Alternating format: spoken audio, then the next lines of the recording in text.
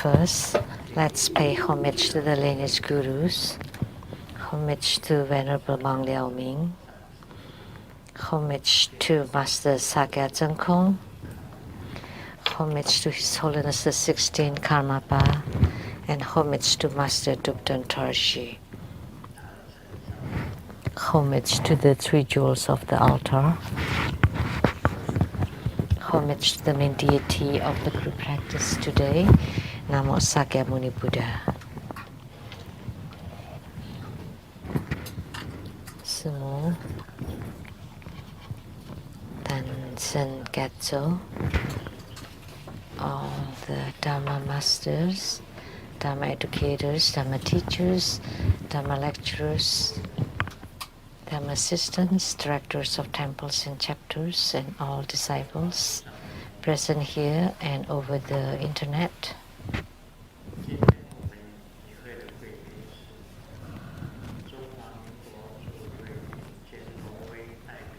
And our VIPs today are the wife of Ambassador Daniel Liao, the Taipei rep to Norway and Sweden, Dharma Sister Judy, and Dr. Su Lin,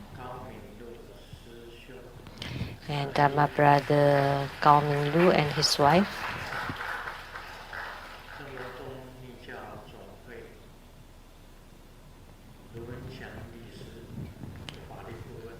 and the law advisor to the Tribuddha Vajrayana Association of Taiwan, Mr. Lu Wenxiang. Good evening, everyone. How do you do?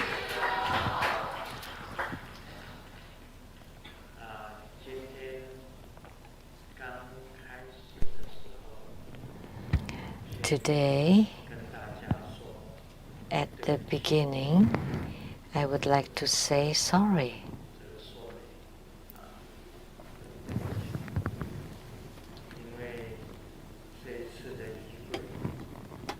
Because the sadhana, the practice procedure today, when in the Sakyamuni Buddha's Dharma practice, when we recite the sutra on the merits of bathing the Buddha, I kept yawning and I tried to hold it, but I still yawned. And I dazed off. My two eyes were closed. And perhaps you thought I was very sincere, as if I was visualizing, but my head swing twice. And if it's caught in the in the video, one time my head swing that way, and the other time I almost fell asleep.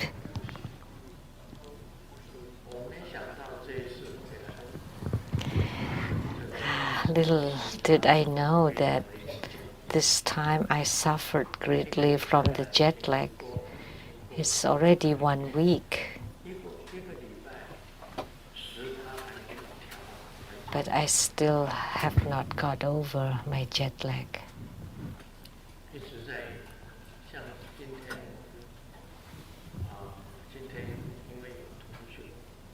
Like today, because we have group practice, if we did not have group practice, as soon as I got home, there were twice. As soon as I got home, I sat on a chair. I lost consciousness. I fell asleep and I didn't even know where I was. When I opened my eyes, It's already after 11 at night. It happened twice.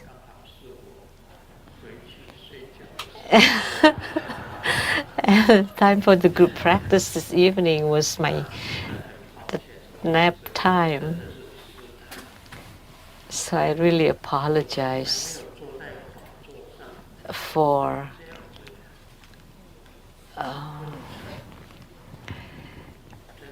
this. It never happened to me that I would be drowsy on this Dharma throne. And I swing twice. If you paid attention to me, you would have seen it. Can you please raise your hand if you saw it, that I swing twice? Who?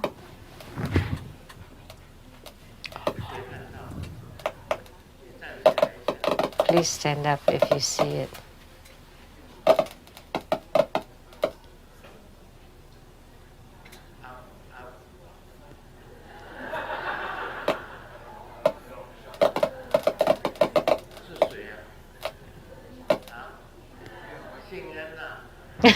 What's that? Sing En. Of course, she pays attention to me. She paid attention to me. Oh. Hey, what happened? I almost fell asleep.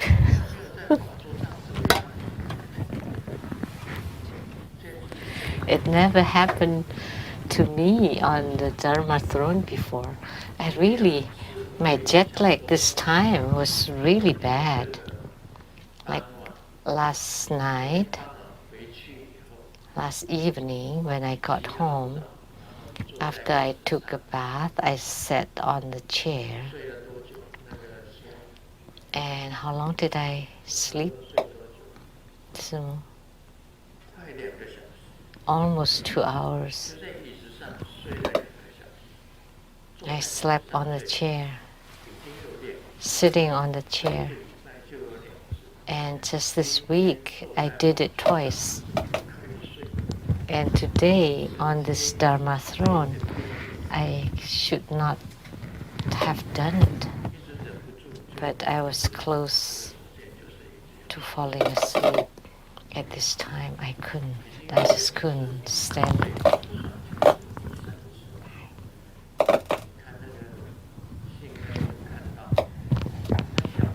So Sinclair saw me, because kids never lie. Adults lie, but kids don't. Sinclair's a 7-year-old girl.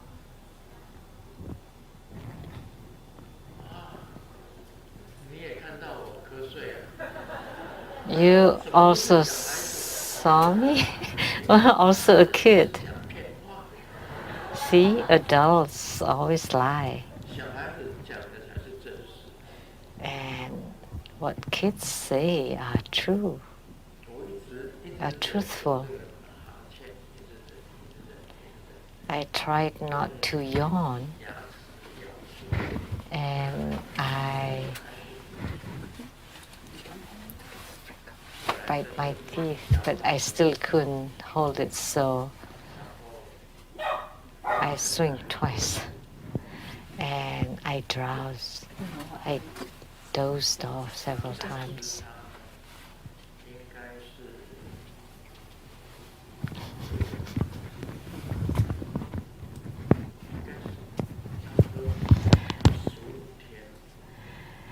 It takes about 15 days to get over jet lag. I remember someone once said that between Seattle and Taiwan,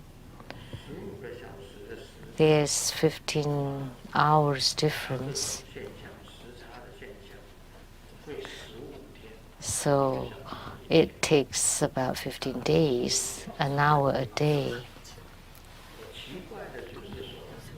What is strange is that I have no jet lag when I go back to Taiwan, when I go to Taiwan. But coming back, this time is the worst ever. And whatever I do too, I always feel so drowsy.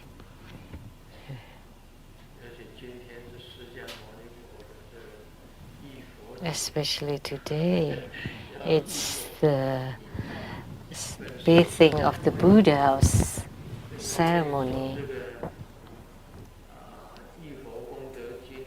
So when we recite the sutra on the merits of bathing the Buddha, and in a while we still need to bathe the Buddha too.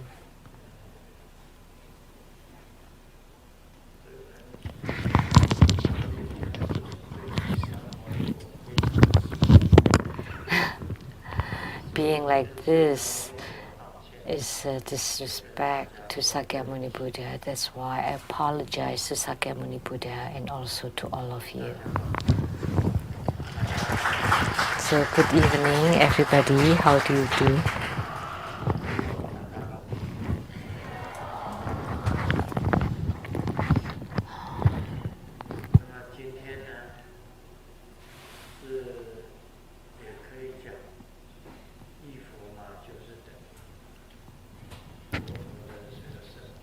So, bathing the Buddha is the same as celebrating Buddha's birthday. And with the greatest respect, and because Sakyamuni Buddha is the founder of Buddhism,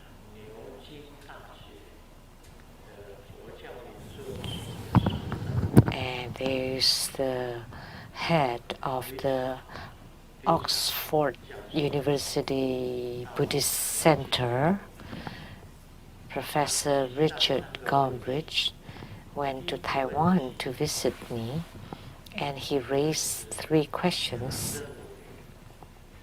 The first one was the so-called enlightenment. As soon as one gains enlightenment, that's the same as liberation.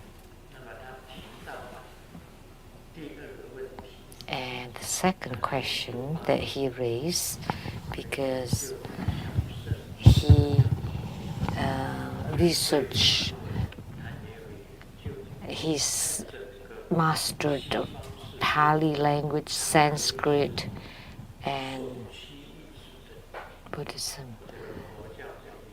So we could say that he is one, or the first and foremost professor in this area. And second, Arhat, the so-called Arhat, is the same as Buddhahood. And third, he said, and the real intention of Sakyamuni Buddha was not to establish a religion. The Buddha was just a thinker. So he claimed that Sakyamuni Buddha was a thinker.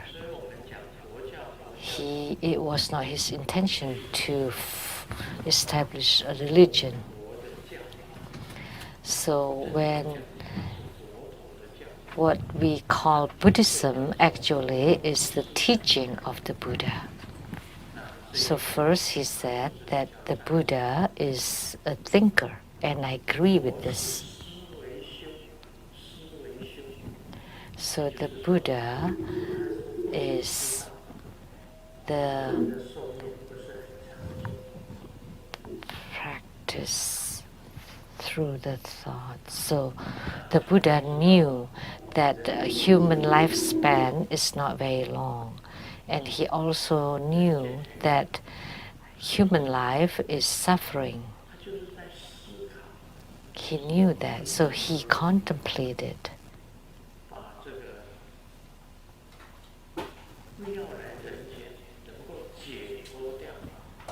not to come to the human world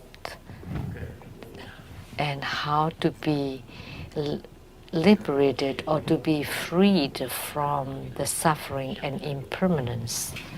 So he was mulling over these issues. So therefore, it was right to say that the Buddha was a thinker. His real intention was not to establish a religion. And I discovered that many founders say like Taoism of China is the teachings or the thinkings of Lao Tzu. Did Lao Tzu ever wanted to be a founder? No, he never referred to himself as a founder. Only the later people, like during Tang Dynasty, because the emperors of the Tang Dynasty all have the family name of Li, except Wu Zetian. So all Tang's emperors have Li as their family names. And they emphasize highly esteem Taoism, and then they venerate Lao Tzu as the patriarch or founder of Taoism. It's the same thing with Buddhism, because everybody venerated Sakyamuni Buddha. That's why they established Buddhism. And Confucianism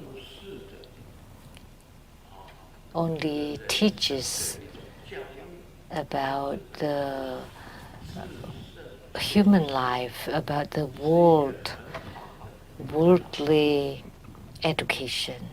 So Confucius was a very good teacher. It was not his intention either to establish Confucianism. Only later people made all the teachings into a religion. So nowadays, Buddhism, Taoism, and Confucianism have become religions. So on this point, I agreed with Professor Richard Gombrich. But the other 2 points, I rather disagree. It's his opinion that when you attain arhatship, that's the same as Buddhahood. And he said in the original Pali language Lotus Sutra that the Buddha once said that arhatship, an arhat is the same as a Buddha. And this had been mentioned in the Mahayana Buddhism. There are 4 sagely realms. One is Buddha, Prateka Buddha, Bodhisattva, and Arhat. So 4 levels. So Arhat is the attainment of the Hinayana Buddhism. You first deliver yourself. That's the attainment of arhatship. That you have reached the realm of non-returning, and we call that arhat. So you have completely purified yourself. Then you have the attainment of an arhat. And bodhisattva is you have attainment yourself, and yet you also awaken others. So you are awake and you awake others. That's bodhisattva. That's below Buddha. And what is Prateka Buddha? Oh, Sravaka is that they gain liberation through the 12 conditions. So that's the third. And most importantly is the Buddha, that he's already liberated. But his realization, his deliverance, and his love toward all sentient beings are completely perfect.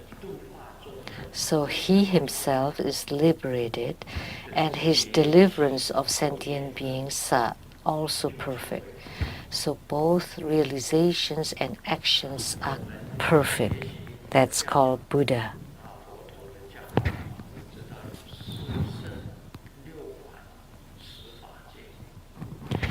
So we know in Buddhism there are 4 Sichli realms and then the 6 mundane realms, and that makes a total of 10 Dharma realms.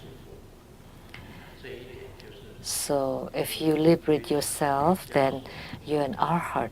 But if you're liberated and yet you also put your realization into perfect action, then you're Buddha. So that's where we differ in our viewpoints. And then he also claimed that the so-called enlightenment is the same as liberation. You know, in our true Buddhist school, we have many people who have gained enlightenment. And Grandmaster had confirmed a few that have been enlightened, and I give them even robes and clothes, including the robes given by Kanten Triba, the spiritual leader of Gelugpa, which I bestowed to an enlightened disciple. So the robes that were given to me by my lineage gurus, I have given to them. But have they truly gained enlightenment? That's true. But are they liberated? Are they truly liberated? I observed them for a while.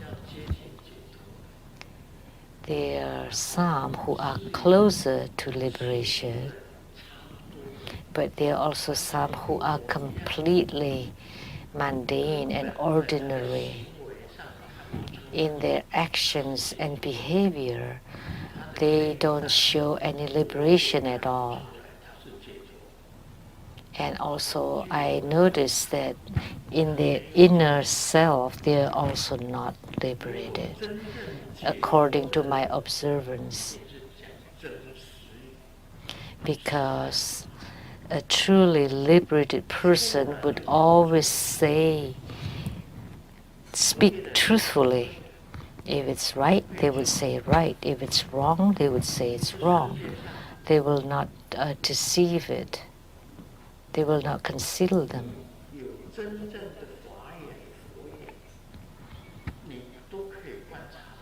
If you have a true Dharma eyes, a Buddha eyes, you would be able to observe them. Like today, I fished twice. I nodded my head, and I was in a daze. There's no need to conceal them. So I spoke up about it. I just talk about it. There's no need to cover it because it happened. Because your physical body cannot hold it against the jet lag.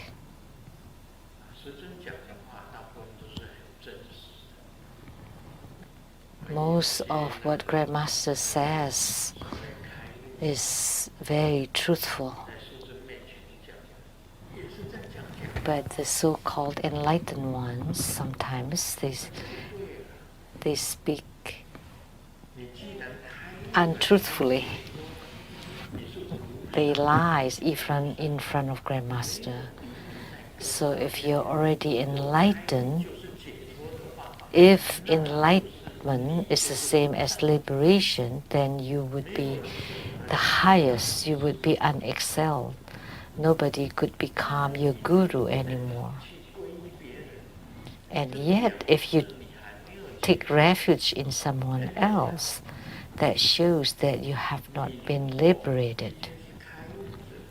If you are enlightened and you take refuge in other gurus, that means you still need to rely on other people. What does it mean to rely? Like I want to rely on Manjushri Bodhisattva because I wish that Manjushri Bodhisattva would bestow wisdom upon me. I want to rely on Avalokitesvara Bodhisattva, wishing her to give me compassion. I want to rely on Vajrapani, wishing Vajrapani to give me Dharma power. That's called reliance. And you still want to rely, to take refuge in other masters or other rinpoches. And you still get angry.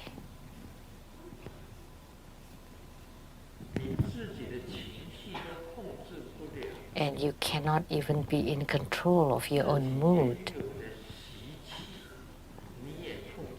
And you cannot be in control of your own habitual tendencies, then that is not liberation.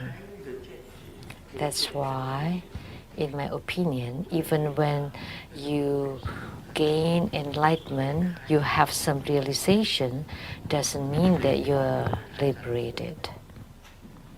So I rather disagree with this viewpoint. So today, by talking about these 3 points, is that there are many people who have realizations and enlightenment, and then you have to apply your enlightenment into realities, into actions. You need to be able to completely eliminate your mood swings or your mood, because you have gained enlightenment. You know that everything is unattainable. This is extremely important, like in the Heart Sutra. Because it is unattainable, you completely cut off all afflictions. You have no more afflictions. You have no more grasping or attachments. And not only unattainable, is that nothing belongs to you. You don't owe anything. You don't own anything. You don't own anything. Like what Grandmaster wears today. This is gold and this is tourmaline, rubellite, tourmaline. And this is only for you to wear for the time being. And you think it belongs to you. No. Who knows? Who would have it in the future? And you think that all your gold, silver, and precious jewels are yours. No. Because in the future, eventually, it'll go to other people's. You cannot have them forever. That's why it's only temporarily. Like money. Of course you can use it, but like Grandmaster, as you know, like when you offer to Grandmaster, Grandmaster can use the money to buy something. But I don't have anything. I don't need anything. I don't buy anything. Food, all taken care of by Seattle Temple. My clothes, just the dragon robes and lama outfit, it's my own designer. And my residence, I have a house. I will not buy another house. And for transport, offered by disciples, by Hanifa, Maserati was offered by Hanifa. Also Bentley in the past was offered by her. And Rolls Royce was offered by Master Ling Shen Ching. My cars were all offered by other people. So for all my daily necessities, when I go to the department store, I just look and I don't need anything. I don't need to spend money.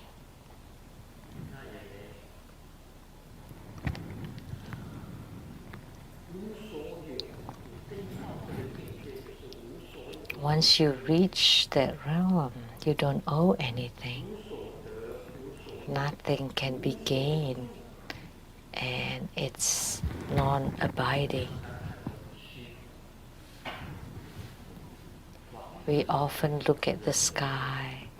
The houses will get old, a human being gets old.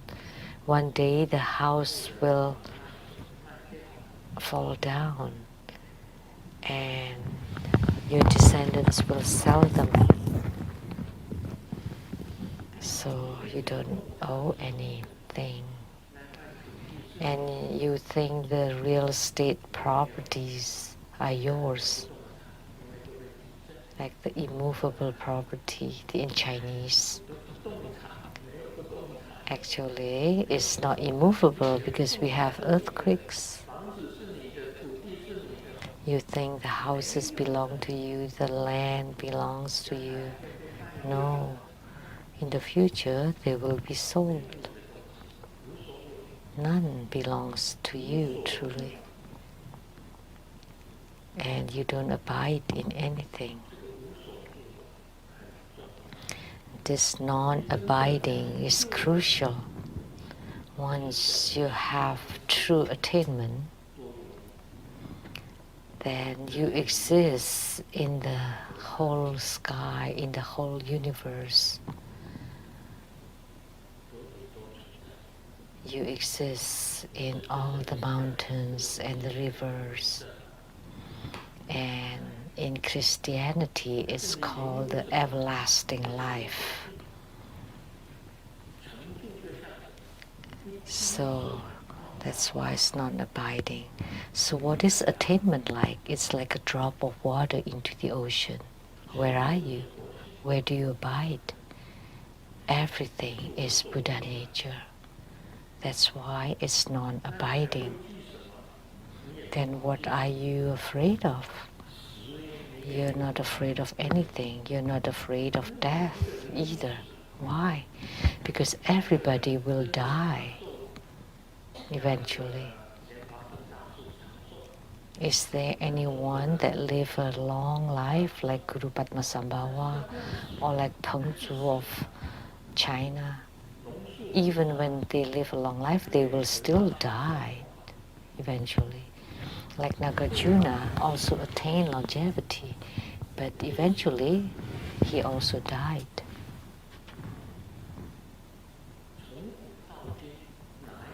Ever since the ancient time, there is no single being who did not die.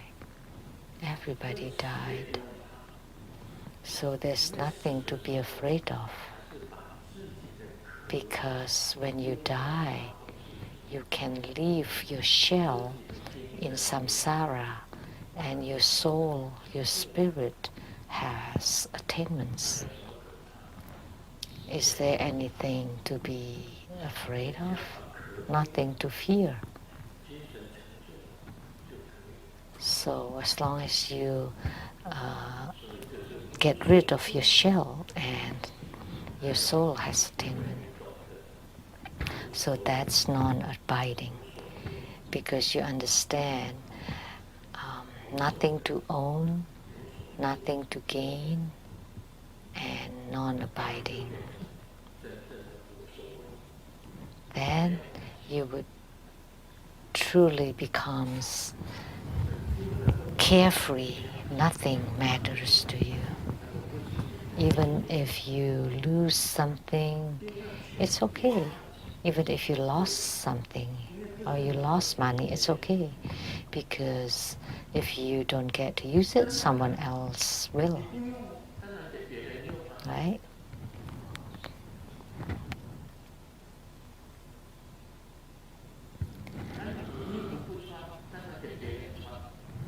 So if you don't wear the clothes, someone else's will. And you don't eat it, then someone else eats it.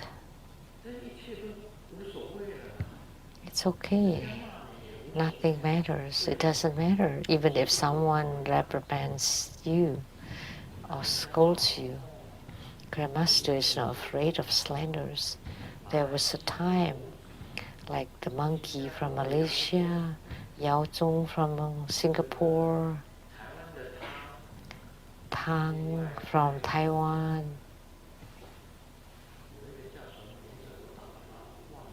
and someone else, what's his name?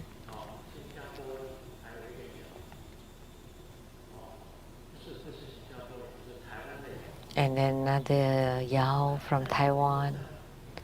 On the internet, they wrote so much criticism and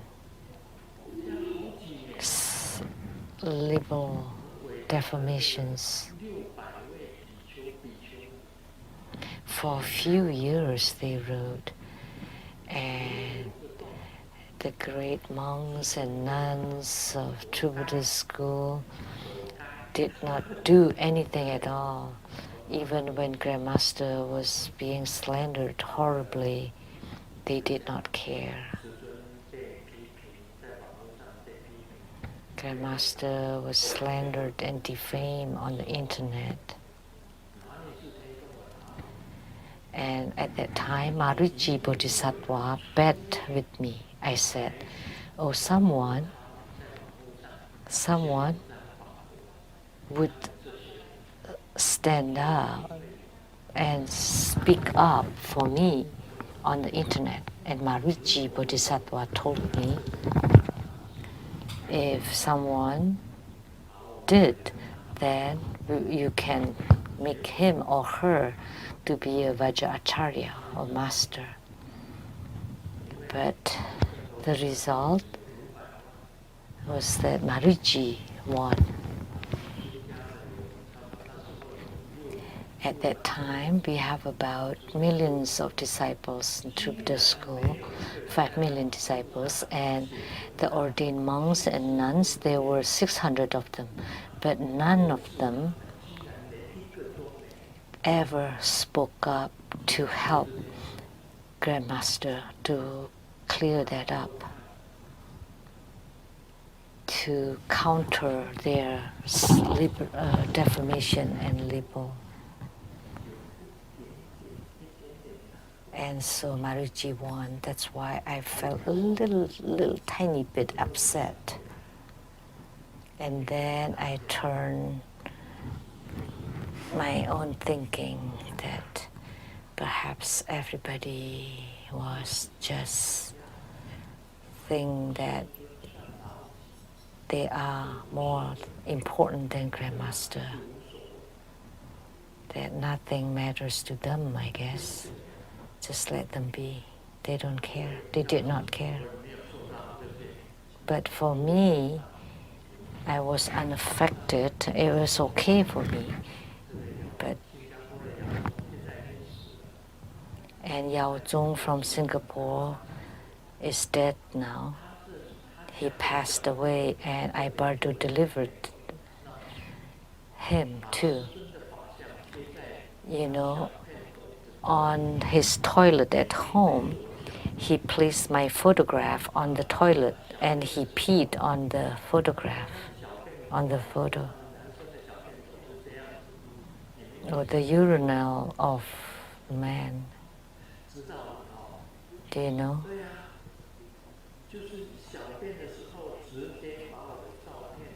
So he peed. He made a tile from my photograph and he peed right on it every day. And on his toilet there was the cover, right? And on that cover he also glued my photo so that I would always smell the smell of that thing, that poo. He let me to smell that every day. And then someone asked Yao Zong, why did you do that to Grandmaster Lu?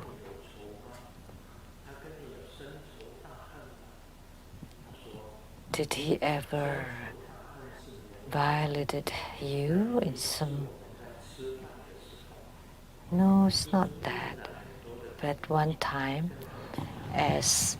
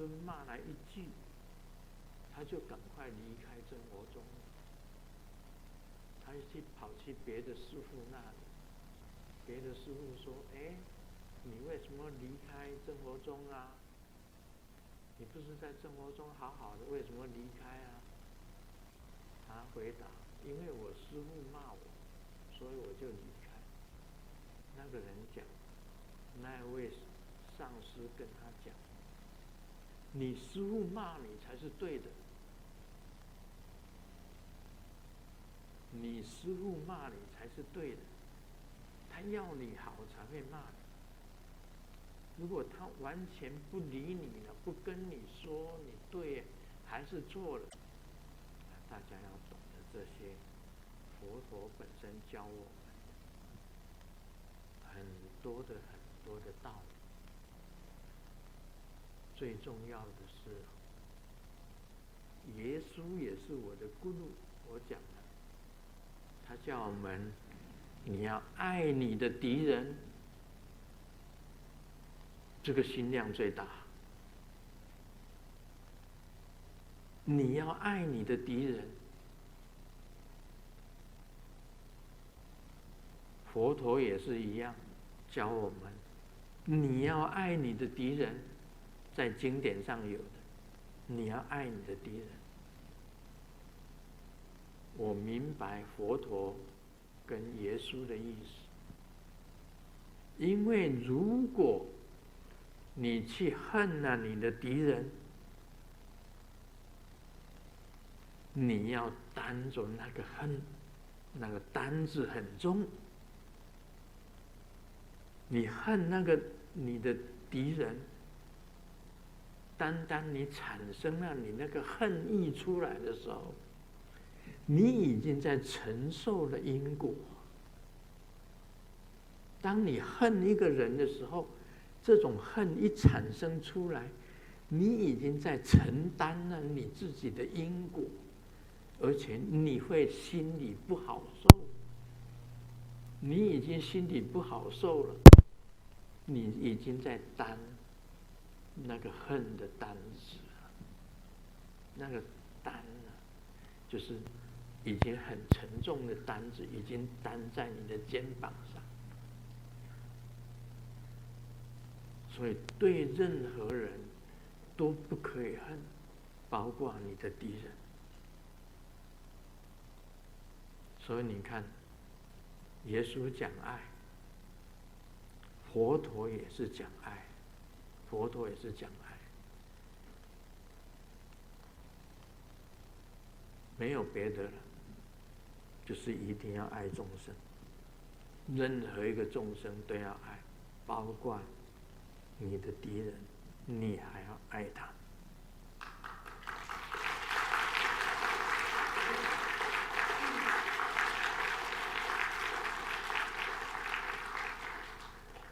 这就是修行，否则你没有资格修行。你如果还有敌人，那修行的功就不够了。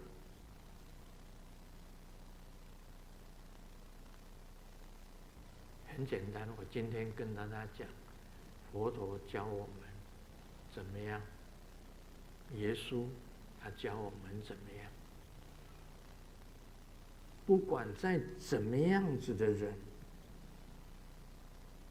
再恶行恶状，你都对他存着恭敬跟爱。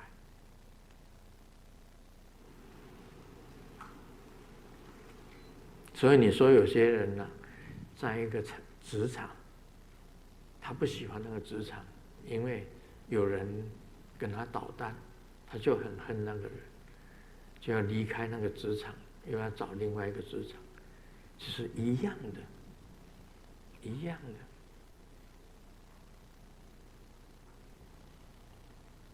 因为有一句话跟大家讲，有人的地方就有是非，有人的地方就有是非。你把是非看淡了，没什么；把诽谤看了，没什么，什么都没什么。心里完全是平和平静的，不起波涛的，你这样子才能够禅定。唯有这样的人才能够禅定，这点非常重要。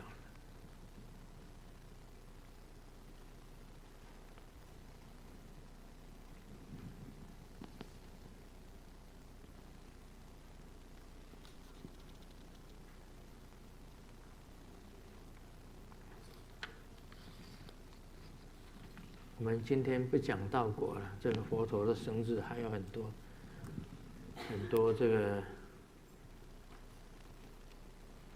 很多需要讲的哈。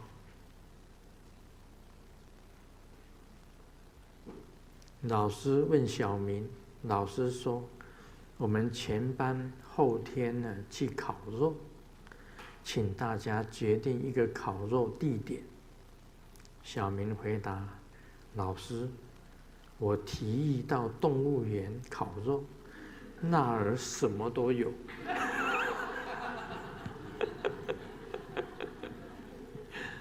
哎，小明还是很聪明。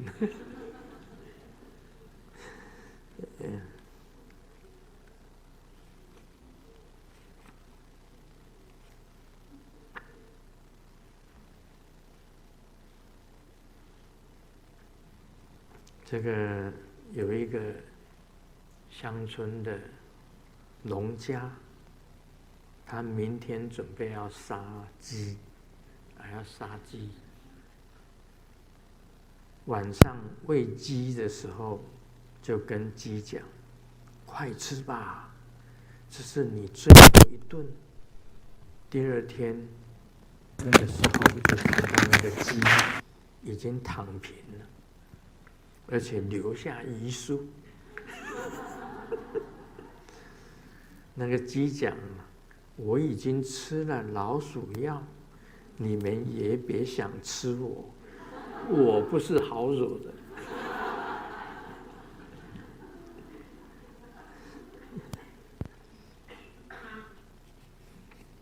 这是世俗哈，世俗都有这种现象。有一只狼，你知道吗？饿狼到处找食物。There was a wolf 听到有 hungry.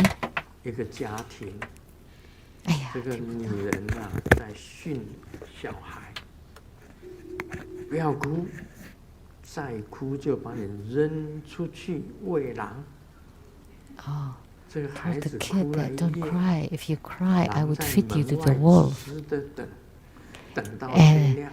the kid 结果这个 continued to 狼 cry, and the 传 wolf 他 was 们 waiting until dawn. 骗子，女 And, 人都是骗子。 and the wolf shouted that women are liars, because the mom told the kid that she would feed the kid 那你真的把 to 小 the 孩子 wolf. 丢到外面去喂 The 狼？ wolf was waiting and waiting, and then said that the woman was lying. 最近景气不好， Recently, the economy was 又刚 bad. 过劳动节，很多公司呢 We just celebrated 有照亮 Labor's Day, 举行这个劳工节， and many companies 送礼物给资深的员工。 was giving some gifts to the senior 你得 employees. 到什么奖品？ And Wang 小 asked 张就 Zhang, 讲说，一台 "What did you 电 get?" 子锅，一台电子锅。 "Oh, it's an electric 哇，那就是叫你 pot. 回家去吃自己了。 Oh, that means you need to 小张问小 eat 王 on your：“ 那你 own 拿到什么呢 after this. 小王说：“我 And 抽 then, 到电 How 风扇。 about you?" "Oh, I got a 小张说 fan." 哦，那就是叫你 And then 哪边 he 凉 said- 快哪边去。 That means you should just go where it's cool.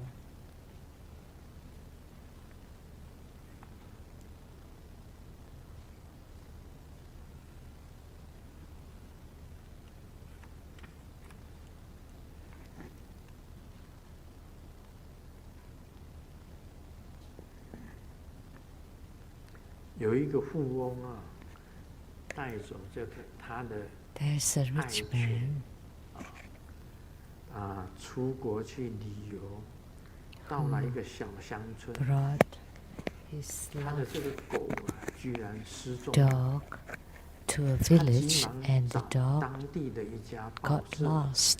要求 So 登一个 he 寻找 found 狗 a 的启示， newspaper and put 登广 a 告，有寻 notice 找狗的启示。 to look for the dog. 谁找到了这个他的狗， whoever 就可以获得 finds my dog 这个10万美元、10 will 万美 get 金 $100,000 US 的酬 dollars 劳。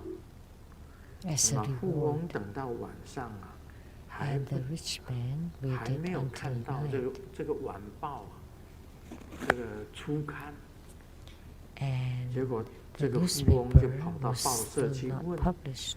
只有一个守门的老头在那里。 He 富 went 翁 to 问： the 今天为什 office 么没有出晚报？ and there was 那个老头就跟他讲， old guard 是 there. 这样子 How 的， come the newspaper 因为 was not 所有的 published 编 tonight? 辑跟记者 Oh, it's 都是 because 到 that 街上去找狗的。 because all the 50 reporters 万 and 美金， editors were on the roads looking 大 for 家 the 都去 dog 找狗。 for $100,000 US dollars. 我们修行人哦，刚刚这个莲印讲了，不要被 Spiritual 钱所迷惑 cultivators, like Ling Shen 对 Ching 于名位 don't be 都不要去贪求， don't be dazed 讲的是 by 很好， fame and 但是我 and 相信 gains. 听则渺渺， Sounds good, but 听则渺渺。 I 这个 believe 你 that 讲的是很好， most 但是 people 我们 are just 不管怎么 fuzzy 样， about it. 行者就是要这样，你所讲的 You know, 跟 no 你的 matter 行为 whatever you 必须要符 say 合。 should comply with your actions. Your actions should 要完 comply 全一样， with your 不能 words. 被金钱迷 Should be 惑， completely 那也不能被名位所迷惑。 don't be 也不 misled 能 or 为 deluded by 这个 money 美色所 and 迷惑。 fame and also by 这个beauties. 5个很重要的， There are 5财 important things: 色 wealth, 名食睡 sex, name, food, and sleep. 财色名食睡，